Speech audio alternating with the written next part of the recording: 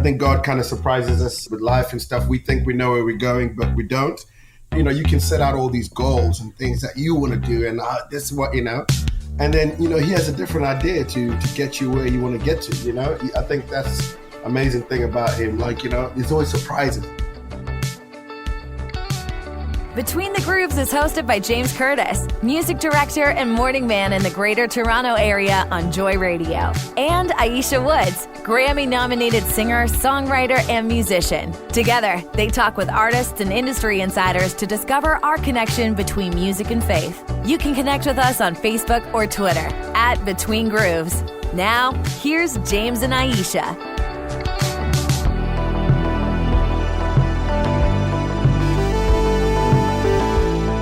Ayiesha, this is the first time we've gotten together since our Christmas episode. I cannot believe we're already, January's almost done, I haven't talked to you since last year. I always want to say that. Yes, thank you. Episode 249 of Between the Grooves, and what a treat we have today. Yes, indeed. I'm so looking forward to chatting with this young man. Let's get right into this. Here is George Mhondera. Doing great. How are you? Doing fantastic. Thanks, God. Doing fantastic. Great to meet you both. Yeah, great to meet you. Yes, you also. Thank you, mate. Thank you. That's brilliant. So, George, where do you live now? You used to live in South Africa, correct? Yeah, so born in Zimbabwe. Yeah. And then I moved to South Africa when I was 18, sorry. And then lived there for 4 years in Durban, and then moved to the UK, to Manchester for a little season, then moved to London, Guildford, just outside London, and then moved to Germany for a few years. Oh, wow. And now I live in Nashville. Nash Vegas, right. Everybody calls it Nash Vegas now. Yeah. Right.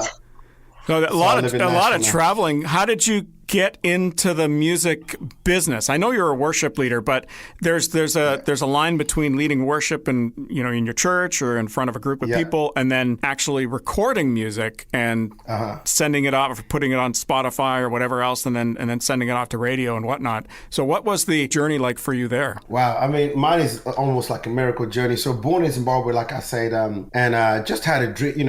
One of 8 boys, and there was no real music. Yeah, we got 7 brothers, and so there was no music industry. I mean, there was music industry in Zimbabwe, but like to see that as a career or ever doing something like that was never an option. Do you know what I mean? Because it was just that kind of stuff wasn't around. And but a band comes to town back in the 90s, and they do a show at my school. It was a band called MIC. From South Africa. And I remember seeing this band on stage, and I was like, God, that's what I want to do, but it just seemed impossible. But anyway, I ended up meeting these guys in this band really miraculously. They're looking for people to just join their team. So I finished school thinking I'm going to go to university. I had a scholarship to go to university there and play rugby as well. But then God had other plans. And so next thing, I pack a little bag. These guys asked me to come for auditions. They didn't really know much about me. So it was amazing, crazy. And I moved to South Africa, and I ended up joining this band. I don't audition. I've never done music in my life. And, a couple of, year later, I'm in Australia. Doing a show early days with these boys. And so God really just plucked me out, and just called me and opened the door. I mean, it's just fascinating. And then from there, I've just grown and, grown in music. And so the band that we were with, we did a lot of mainstream stuff, but also a lot of Christian. I mean, it was a Christian band that crossed over to the mainstream back then. It was a dance band, a techno band, back when the first round of, and so, and then so we would go to the UK and Europe and do a lot of Christian festivals, but at the same time doing some mainstream festivals. But we were signed to Kingsway Music, which was a worship label in the UK. And that's where Matt Redman was. And so me and Matt were on the same label. We become great friends with Matt Redman. And then he's like, hey, I want you to sing with me. I want you to tour with me, and just kind of support what I do. And that's how I got into to worship, really. I mean, I was always doing music, but doing both sides. I think God called me, beyond the wall of the church. So, but then at the same time, he he put me alongside Matt, and I started, leading worship with him and just getting to support what he was doing over the last 20 years. So it's pretty amazing. I mean, I know it's kind of like a half-baked story, but yeah, it's just been a miracle how I actually ended up in music and get to do what I do now. So, and then fast forward, a lot of songwriting through that, like doing a lot of pop stuff in the UK and Europe and Asia. But at the same time, writing worship songs. I ended up getting signed to Capitol as a writer there and Kingsway as well. Started writing worship songs, traveling with Matt, doing Passion, just doing a lot of worship conferences, churches. And through that, I met Chris Tomlin, and then, when I was doing stuff with Matt, he was like, "Matt, I'd love you to do some stuff with me." And so, yeah, and then got to this point where I guess God just started giving me my own song, doing worship, the more I led, and just my journey and just singing about his goodness and just the story that he had kind of led me on. And I guess it takes us to now, got signed over at BEC, and been there for a while. And God's just giving me songs now to release, on my own, worship songs and just songs that connect with people. So yeah, that's the short story. Short, long story.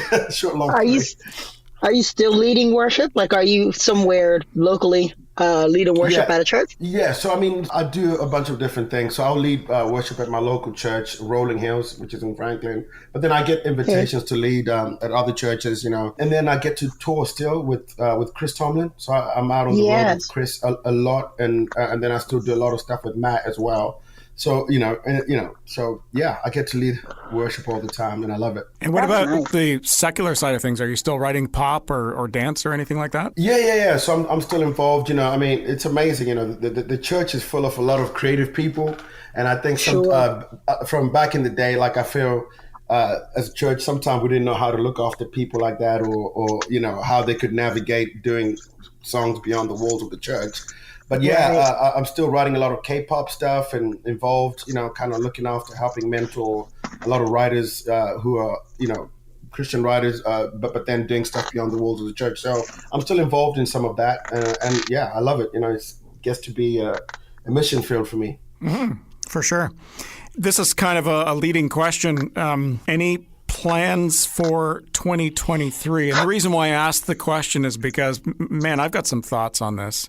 I know we're, already in, January is practically done at this point. And to be talking about New Year's, I don't even know if you're allowed to still say Happy New Year to people. Is that still a thing? Yes. Happy New Year. You can, man. It's still January. Come on. Okay. No, I wasn't sure if there was a restriction or a time limit on that, but no, you totally can still say it. Happy New Year. But one of the things, of course, every year is, setting up New Year's resolutions. And another one that I think is quite amusing is, and I'll share my thoughts as to why if you want, but vision board, sure. Vision board, great, yeah. And but this is the latest fad. It's been around for at least a couple of years now, and that is word of the year. And can I tell you, I think it's hilarious, to be honest.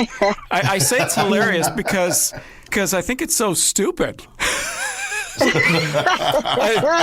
I say that. Talk to me, James. Come on. Well, explain yourself. Explain yourself. Okay. First of all, it seems to be a fad. It's like all the cool people are doing it, and I'm not. I'm not into all the cool people. Yeah. So obviously I'm not cool because I don't fall into fads. I really, in fact, I will steer straight away from them. But for this word of the year thing, for me.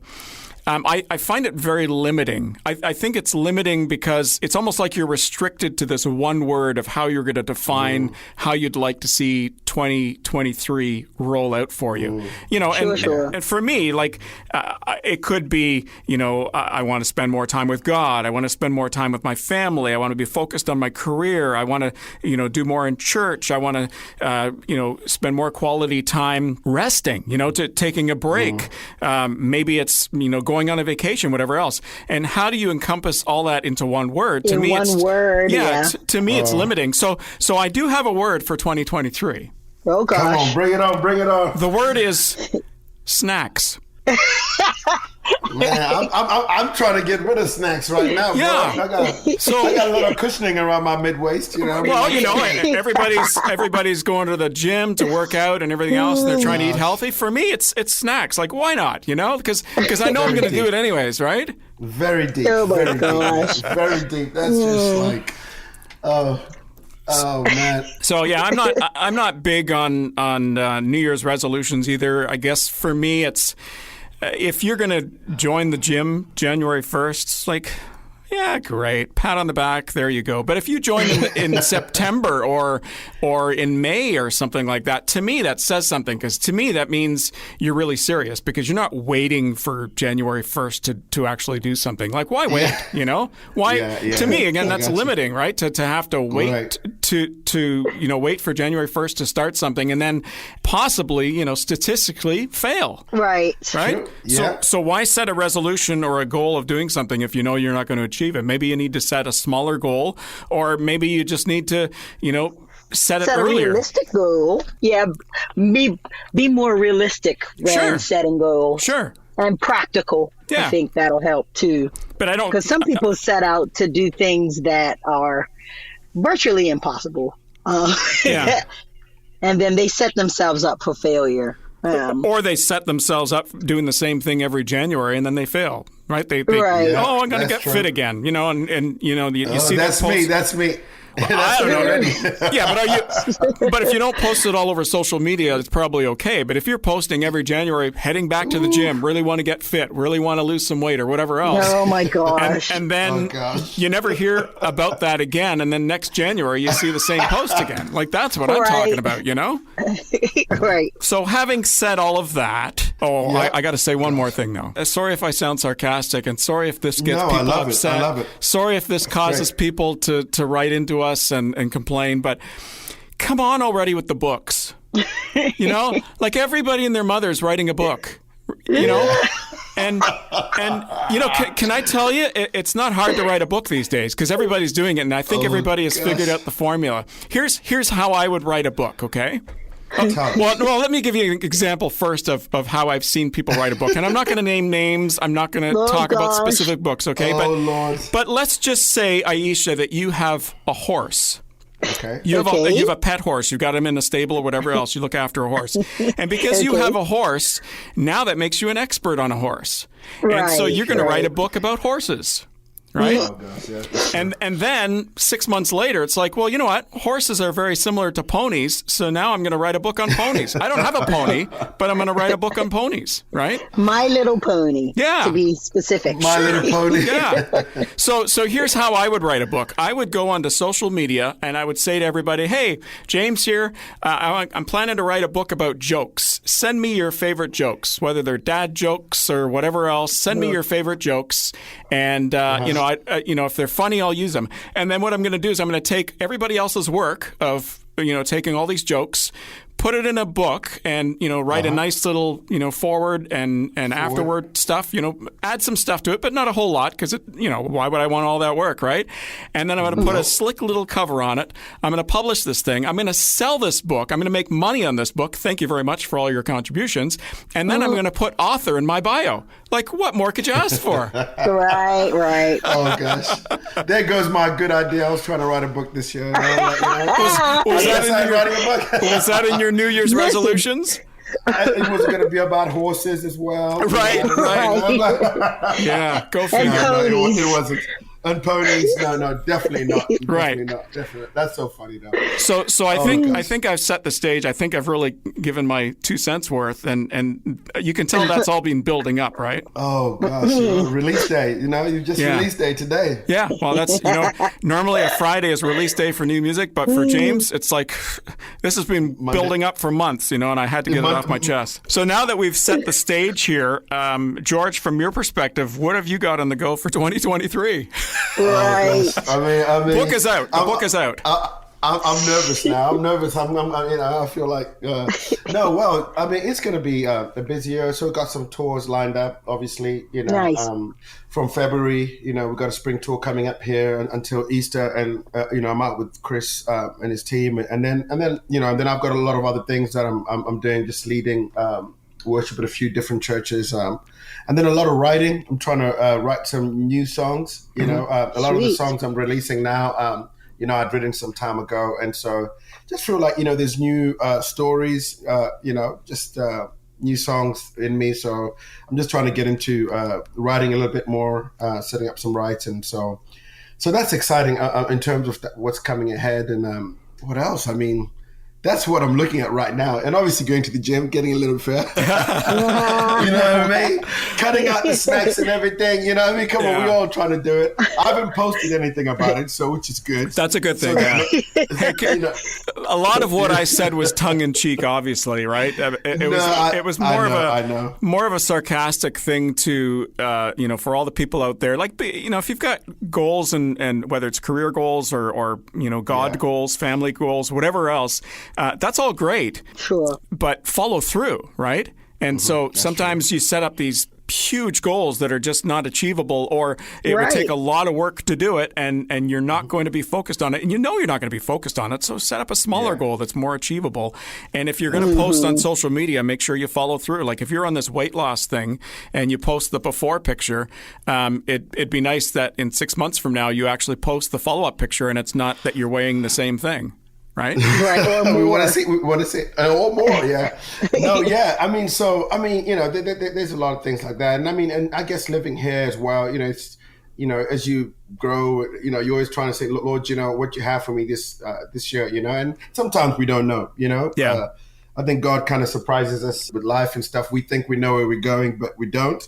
But he kind of leads us. And so I guess for me, not making it all spiritual, but like just learning to listen better, to him, you know what I mean? And because sometimes things are in front, you can set out all these goals and things that you want to do. And this is what, and then, he has a different idea to get you where you want to get to, I think that's amazing thing about him. Like, there's always surprises. It's like life as we live out and we kind of try and follow him, the goals, there's still goals, but sometimes he's surprised and changes like, oh my gosh, God, you opened this door, I didn't see that coming, and I guess for me, that's been the story of my life. Like, because as a kid, there's goals that I set out and as a kid from Zimbabwe and to do music and to travel the world and God's done that. But along the way, there's been so many things that he's just always surprised me with. Because I guess the older you get, sometimes you dream less. You dream, but you don't dream like you are in the younger days. Do you know what I mean? Yeah. Oh, yeah. You know what I mean? And so I feel like for me, it's just been dreaming, like, man, dream about stuff, like what you want to do,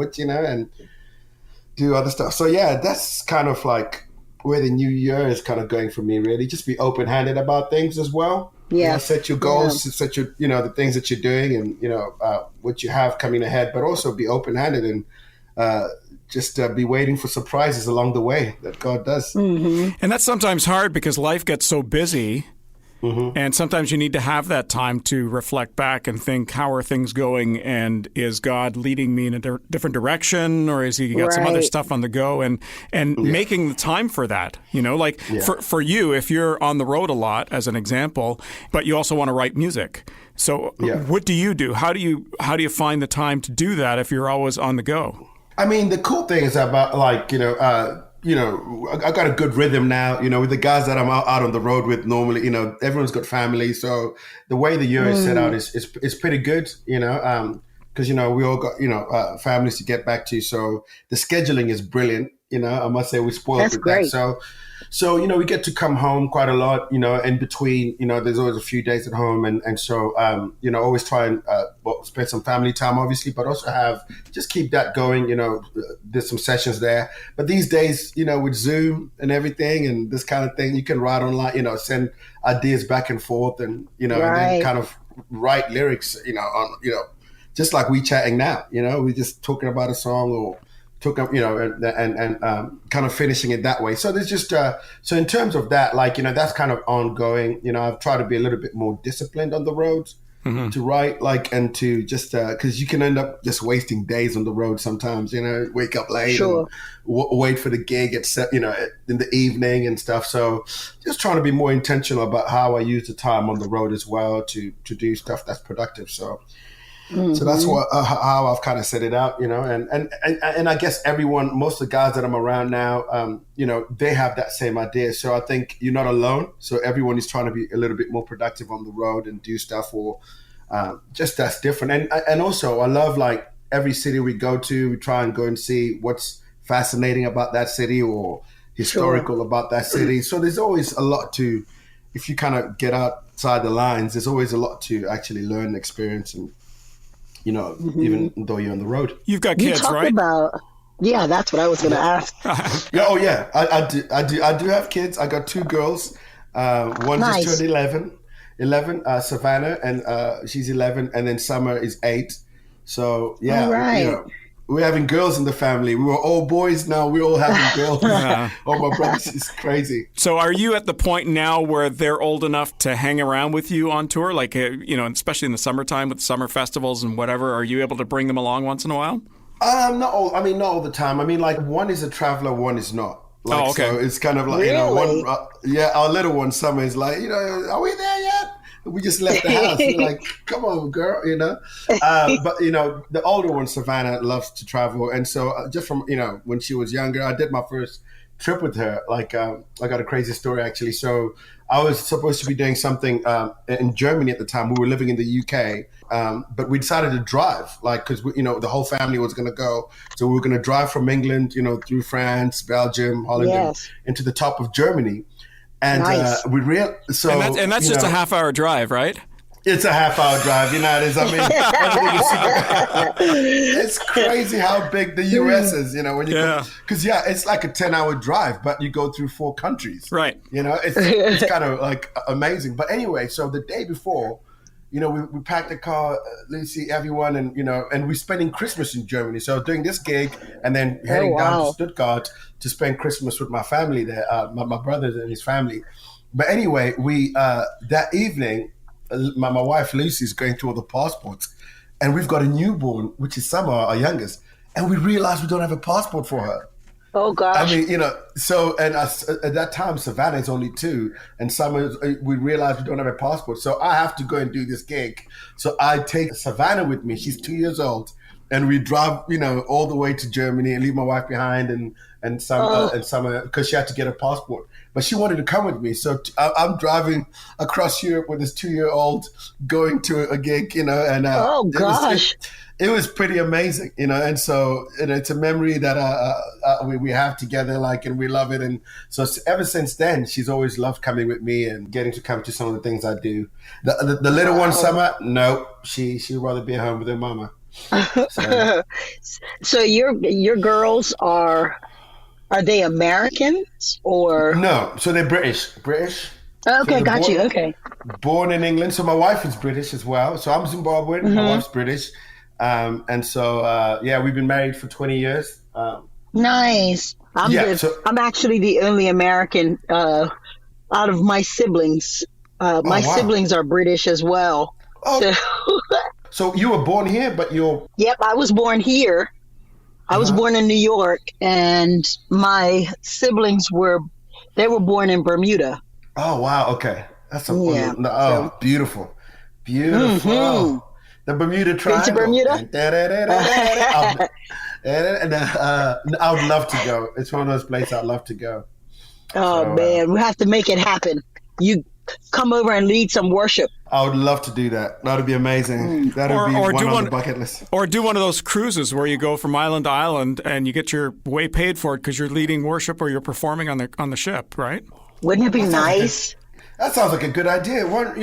We should do a Between the Grooves cruise.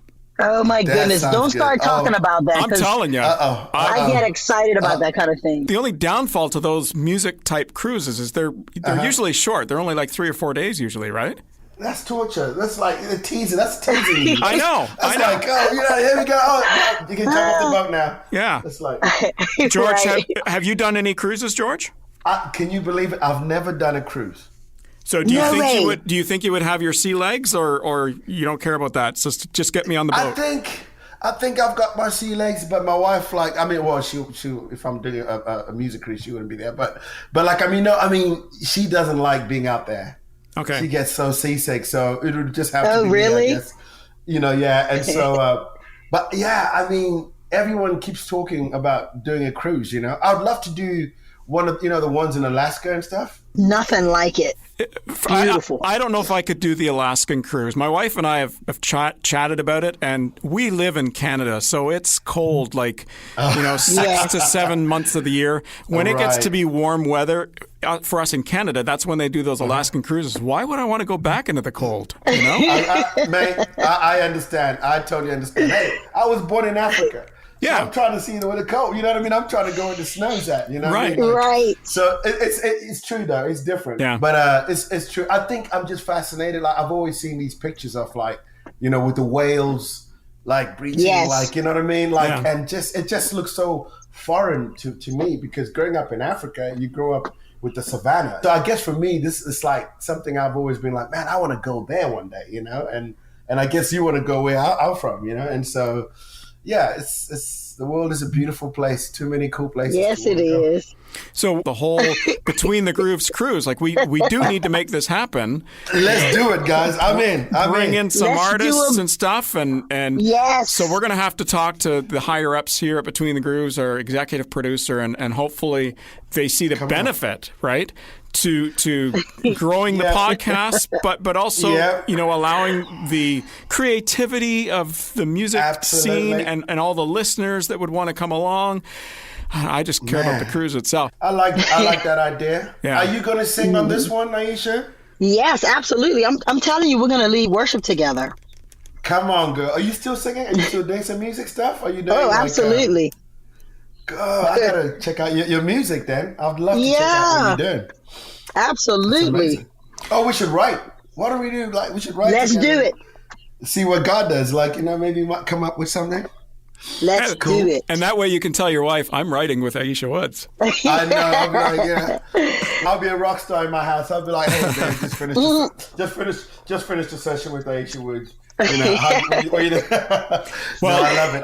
I love that. So I have no professional background in music as far as writing music or I've led worship in church and whatever. But I will offer my services to sing backup. I mean, I hear that people from Toronto have got rhythm though, so we might need some break dancing or something. So maybe you could bring some moves. To the cruise. Okay. Move to the cruise. Move to the cruise. I can bring some vocals. As far as rhythmic dancing, no. I'm sorry. Come on, mate. I don't have. I mean, Really? I get it. I enjoy it. I can't do it. I'll be honest.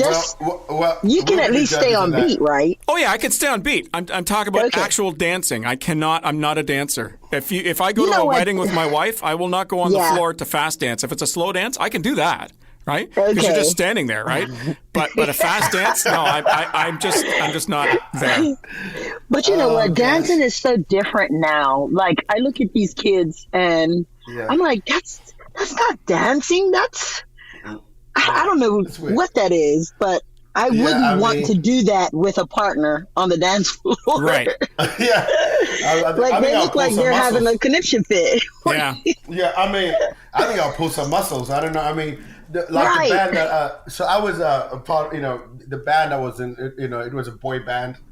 Guys, I'm giving you all my secrets. I was in a boy band. And so we used to do a lot of break dancing and then I joined a band called the Worldwide Message Tribe back in the day as well. So we used to do kind of acrobatic flips on stage and and all that kind of stuff. Oh my gosh, I look at them videos now and I'm like, it's painful. It's like how did I can't believe my body used to do that. It's like, so you're saying you don't do that anymore? Well, I was going to bring it out on this new worship record, but I thought, nah.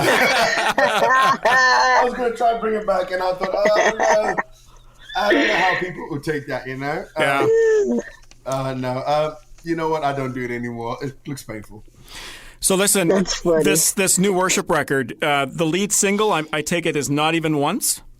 Yep, it is. Yes, Not Even Once. Wrote it a couple of years ago, actually. It's crazy, during COVID, we all had this song that we thought were going to come out, and, it's taken a long time for them to come out. But I wrote it with a guy called Brian Fowler and Micah Kakaipa. They do a lot of stuff with Toby. I don't know if you've come across them, Ayiesha. Yes, Brian Fowler for sure.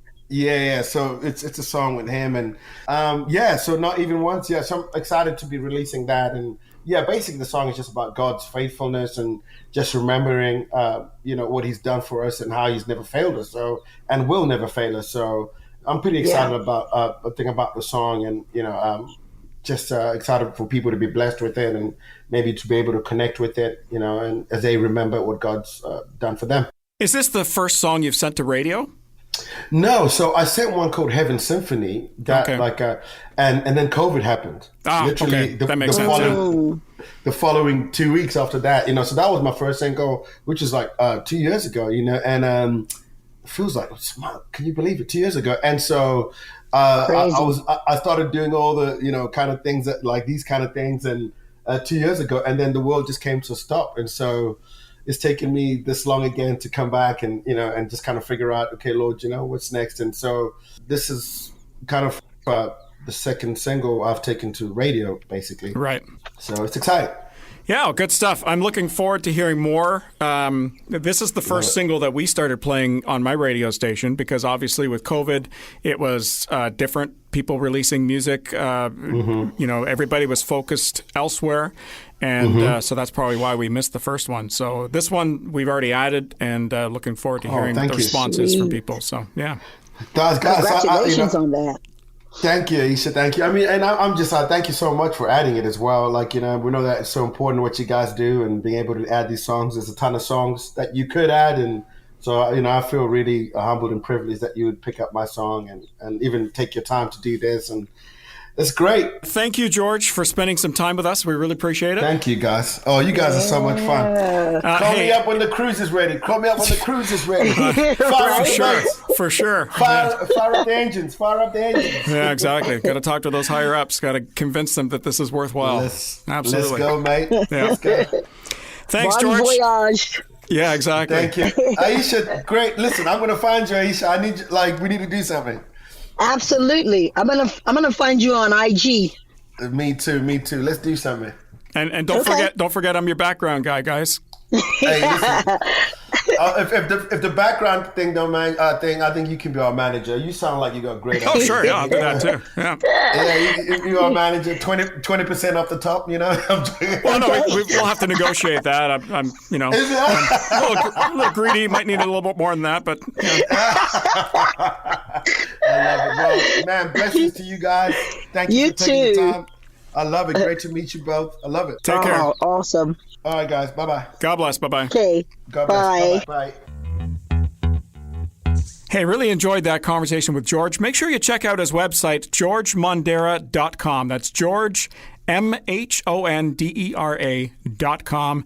Check out his latest music and find out what's going on in his life. Yeah, that was a great conversation. Right now, we're going to have some amazing artist advice from an artist that I've admired for quite some time, Miss Rebecca St. James.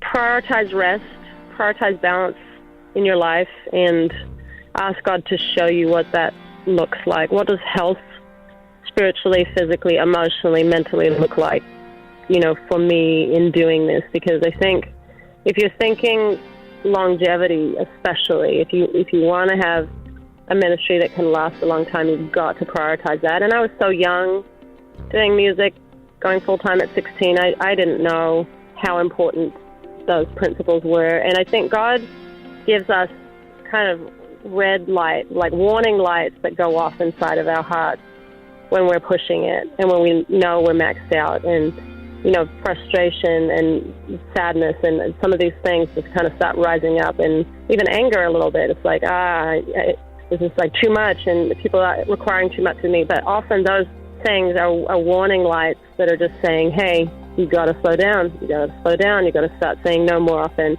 And so that's what I would say to up-and-coming artists, is just make sure that you're listening to those warning lights that God's put inside of you, and prioritize rest. Basically just balancing life, really. And I think that's great advice as we begin the new year, don't you? I do. I couldn't agree more. Especially after the conversation we just had with George. She was talking about eating healthy as well, so there goes the snacks. Well, thank you to Rebecca St. James, and thank you to George Mhondera for joining us on Between the Grooves this week. And hey, don't forget, we are now on Instagram, so give us a follow. You can find out everything that's going on with Between the Grooves and chat with us as well. We'd love to hear your feedback. And thanks, Ayiesha. We'll chat again next week. Absolutely. Have a good one.